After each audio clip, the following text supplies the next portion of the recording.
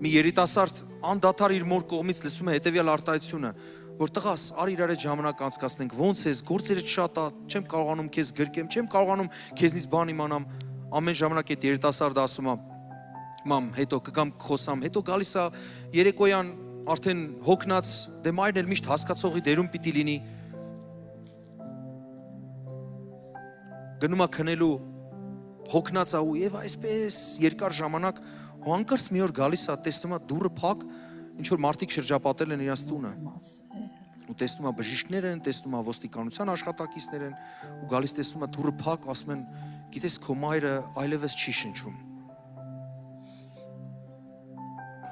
Ու այդ տղայի ներսում ամեն ինչ աշխարհը փուլ է գալիս, տակն վրա է լինում։ Ասում է, չէ՞ որ ես գրել էի, նամակ էի գրել, ման վաղը, հետո, լսեք, ժամանակը երբ որ մեռնում է, էլ չի գալիս։